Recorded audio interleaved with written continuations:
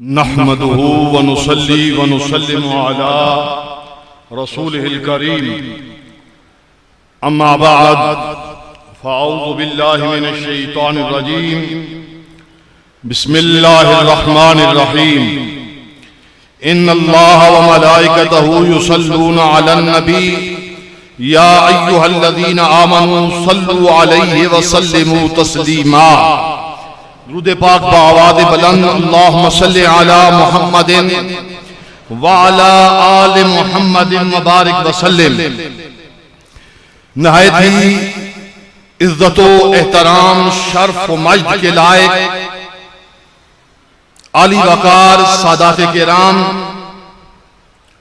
علماء اسلام شمع رسالت کے پروانوں، آج کا یہ عظیم الشان اجتماع سالانہ عرس مقدس عارف باللہ فانی باللہ باقی باللہ مجدد دین ملت حضور نصیر ملت پیر سید الشاہ نصیر الدین نصیر چراغ گولڑا رضی اللہ تعالیٰ عنہ کا 14واں سالانہ عرس اور عرس پاک کی تقریبات اپنے اختتام کے قریب۔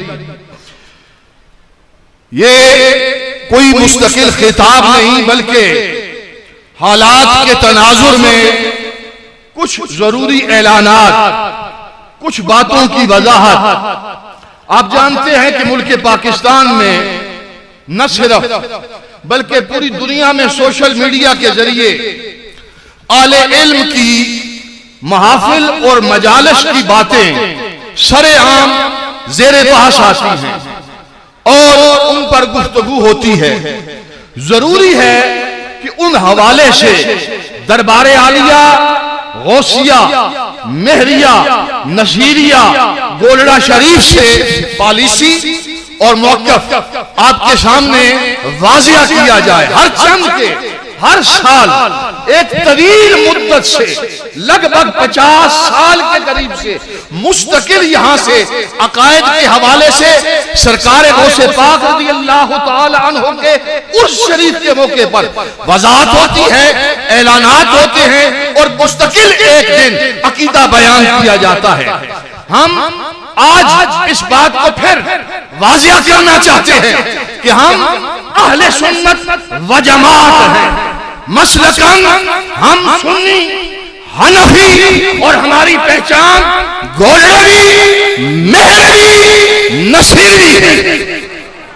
یہ الفاظ میرے ساتھ دہرانے ضروری ہے، اس لیے کہ یہ سب اس 3 دن کی محافل کا لب لباب ہے، خلاصہ ہے۔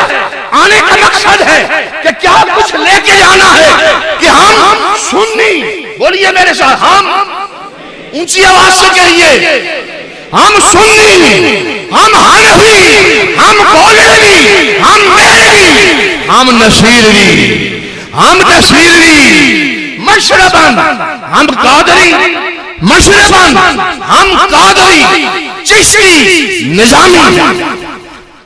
گرامی قدر حضرات، اس کے بعد برے صغیر پاک و ہند کے اندر بلا شک و شبہ بڑی بڑی نامور قد آور ہستیاں گزری ہیں جنہوں نے مسلک حق اہل سنت کی خدمت کی ہے۔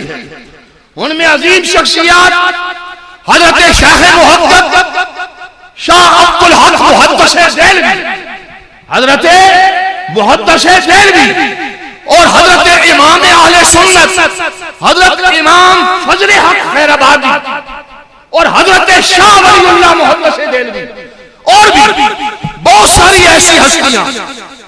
ہمارے حضرت تاجدار گولڑا، قطب عالم، آیت من آیات اللہ، امام المسلمین، رئیس المجددین، مامور من الرسول، حضرت خواجہ پیر سیدنا مہر علی شاہ رضی اللہ تعالی عنہ، آپ کی کتب میں، آپ کی تعلیمات میں جن شخصیات کو پسند کیا گیا اور آپ کے مزاج اور طبیعت کے قریب ٹھہری، اور جس کا بارہا آپ نے اپنی تصانیف میں ذکر کیا، وہ یہ ہستیاں ہیں جن کا میں نے نام لیا ہے۔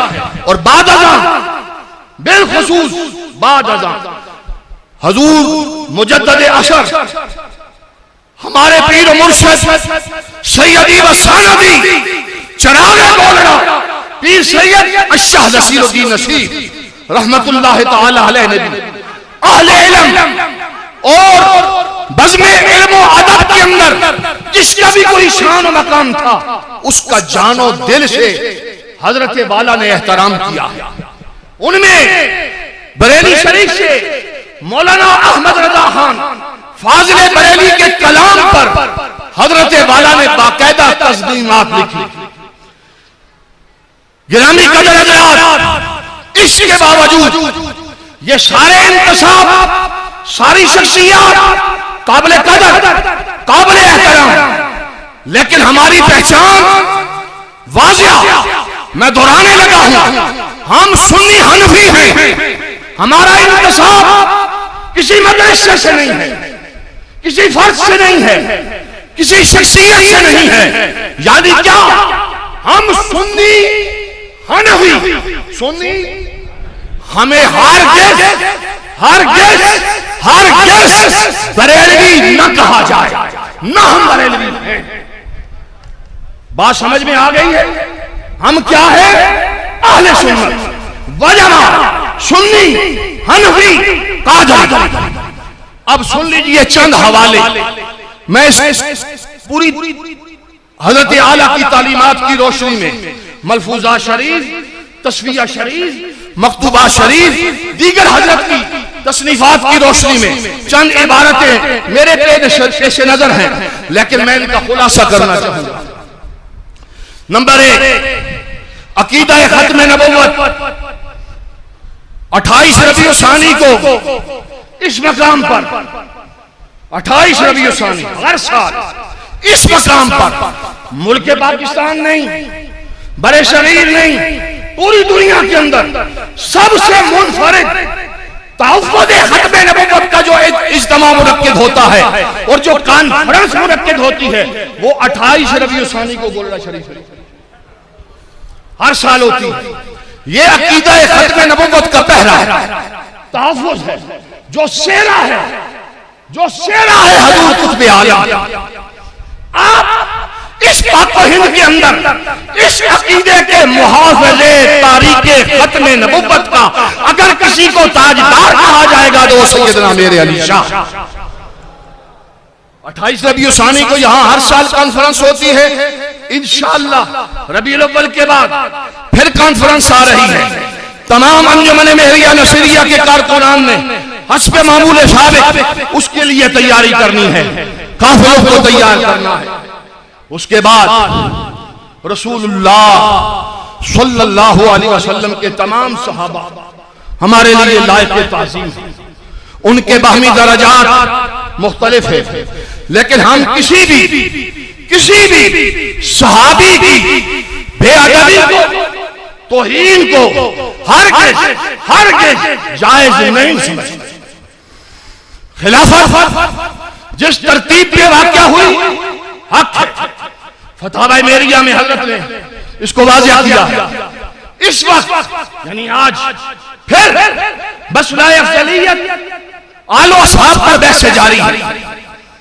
ہم اس سلسلہ میں جمہور اہل سنت کے مطابق افضلیت سیدنا ابو بکر صدیق رضی اللہ تعالی عنہ کے قائل ہیں، اور اس بات کی بھی وضاحت کہ حضور نصیر ملت چراغ گولڑا متعدد بارہا آپ غریب نواز نے اپنی تقاریر میں فرمایا کہ امام اہل سنت حضرت جناب سیدنا امام مالک کے نزدیک سیدہ طیبہ طاہرہ شہزادی کونین ملکہ فردوس بری نور چشم رحمت للعالمین حضرت سیدہ فاطمہ زہرا بطول جگر پارہ رسول صلی اللہ علیہ وسلم کو جمیع امت پر منفرد جداگانہ اور ممتاز مقام حاصل ہے۔ اور یہ فکر کہاں سے ہے؟ یہ فکر ام المومنین صدیقہ بنت صدیق سیدہ طیبہ عائشہ صدیقہ رضی اللہ تعالی عنہ کی فکر ہے۔ آپ کیا فرماتی ہیں؟ فرماتی ہے ما رأیت افضل من فاطمہ خیر ابی، مائی صاحبہ فرماتی ہے میں نے سید عالم تاجدار کائنات کے سوا اس دھرتی پر خاتون جنت سے افضل کسی کو نہیں دیکھا۔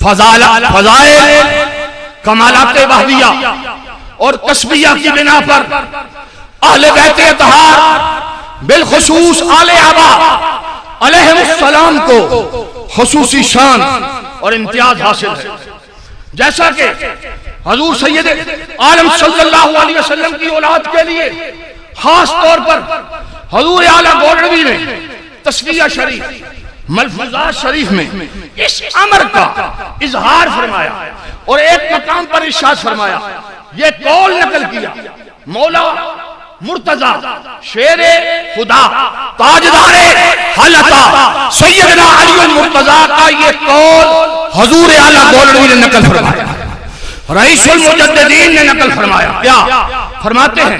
نحن اہل بیت لا یقاس بنا احد، ہم اہل بیت کے ساتھ کسی کا موازنہ نہ کیا جائے۔ یہ مولا کائنات کا ارشاد حضور اعلیٰ نے نقل فرمایا ہے، ملفوظات شریف کا حوالہ ہے۔ اہل سنت کی عقائد میں رسول اللہ صلی اللہ علیہ وسلم کے خاندان سے دوستی، مودت، مدار ایمان اور فرض مانی گئی ہے۔ تصفیہ شریف کی وجہ تعریف میں ارشاد فرمایا، اہل ایمان کو چاہیے وہ عطرت پاک کے ساتھ اس طرح محبت ہے۔ یہ جملہ قابل غور ہے، ان سے محبت کیسے کرنی، آل رسول سے محبت کا انداز کیسا؟ حضور اعلیٰ کیا فرما رہے ہیں؟ تاجدار گولڑا کی تعلیمات اپنے دلوں پر نقش کر لو۔ فرماتے ہیں تصفیہ شریف صفحہ نمبر 33 میں، آل ایمان کو چاہیے وہ عطرت پاک کے ساتھ، اولاد پاک کے ساتھ اس طرح محبت رکھیں جیسا کہ وہ حضور سید عالم صلی اللہ علیہ وسلم سے محبت رکھتے ہیں۔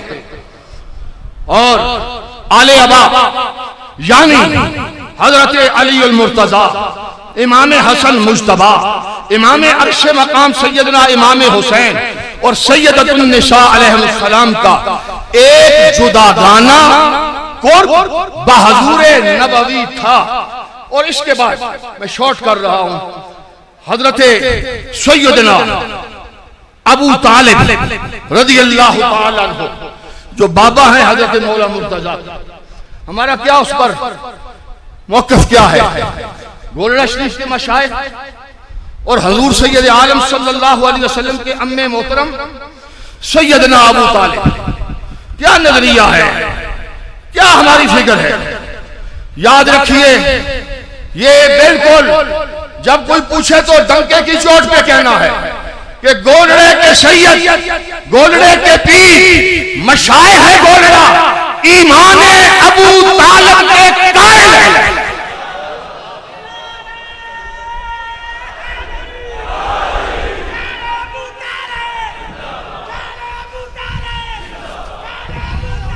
اور ہمارے مشائخ موجودہ سجادہ نشین حضرات سے لے کر حضور اعلیٰ گولڑوی تک، بلکہ اس سے اوپر مولا مرتضی اپنی دعاؤں میں ہمیشہ جناب ابو طالب کو یاد رکھتے ہیں۔ اور پھر یہ آخری بات چونکہ لمبی ہے، وقت کم ہے، یہ بات بھی ضروری ہے چونکہ بہت سارے لوگوں کو مختلف قسم کی کھجلیاں ہوتی رہتی ہیں، اور یہ اس لیے یہ سبق یاد رکھنا ضروری ہے مکتوبات شریف میں حضرت کا یہ ارشاد ہے، اور جتنی باتیں میں عرض کر رہا ہوں اس پر دلائل حضرت نے نقل کر دی، میں تو صرف وہ نظریہ رکھ رہا ہوں، دلائل ان کتابوں میں جا کے پڑھے۔ فرمایا سادات فاطمیہ جو قیامت تک ہونے والے ہیں، حکم میں اس آیت کے یعنی انما یرید اللہ آیت تطہیر، فرمایا حکم میں اس آیت کے داخل ہیں، ہاں وہ کیسے ہی گناہگار ہوں، حشر قیامت ان کا اس حالت میں ہوگا کہ وہ رب کی بارگاہ میں مغفور ہوں گے۔ کیوں؟ فرمایا یہ محض اللہ تعالیٰ کا فضل اور اسی کی عنایت ہے، کسی عمل کا نتیجہ نہیں۔ اب آخری بات، یہ بھی آج کے دور کا اور خطیبوں کو، جیسا کہ سرکار نے فرمایا تھا، میں دیکھ رہا ہوں کہ میرے منبر پر کچھ بندر ناچ رہے ہیں، آج بھی کچھ وارثان محراب و منبر کو خاندان بنی امیہ کے ٹکڑوں کی چس لگی ہوئی ہے، تو میں انہیں کہنا چاہتا ہوں، ہمارے حضرت رئیس المجددین قطب عالم پیر سیدنا میرے علی شاہ رضی اللہ تعالیٰ عنہ کا عقیدہ یہ بھی سن لو، آیات احادیث صحیحہ، آیات و احادیث صحیحہ سے یزید شکی، یزید بدبخت اور اس کے تابعان پر لعنت کرنے کا جواز موجود، آیات شاہد، احادیث شاہد، یعنی ہمارا عقیدہ ہے یزید، بھائی نرمی سے آپ کو لعنت کر رہے ہیں کہ یہ لعنت اس طرح ہوتی نہیں، یزید لعنتی، یزید لعنتی، یزید کا طرفدار، یزید کا، بولو نہ بولو اس طرح نہیں، لعنت کوئی اتنی نرم چیز نہیں ہے کہ آپ جس طرح محبت سے بھیگ رہے ہیں، یزید کا ہر طرفدار، یزید کا ہر حمایتی، یزید کا ہر دل میں نرم گوشہ رکھنے والا۔ اور آخری بات سنیں پھر، اب یہاں پر بات ختم کرنی ہے، کیوں؟ میرے حضرت نے یہ فرمایا تھا، مہر ہے ساری علی دی، مہر ہے ساری علی دی، شک نہ رہا ایک ذرا۔ یہ کیوں فرمایا تھا؟ اس کی تشریح، اس کا جو منظر نامہ ہے نا، اس کا جو منظر اسلام ہے، بلکہ یہ کہوں جو اصل منظر اسلام ہے، جو صحیح منظر اسلام ہے، وہ کیا ہے؟ فرمایا میرے حضرت غریب نواز نے، حضور چراغ گولڑا نے کہا، فرمایا منظر فضائے قہر میں، ہاتھ پھیلا کر کے منظر فضائے قہر میں، جس شمس دیکھتا ہوں مرحب کو نیم ہے، سر خیبر پڑا ہوا اٹھنے کا اب نہیں، کہ مارا تو کیا ہے اور کیا ہے تیرے علم کی بساط، تجھ پر کرم نصیب، یہ سارا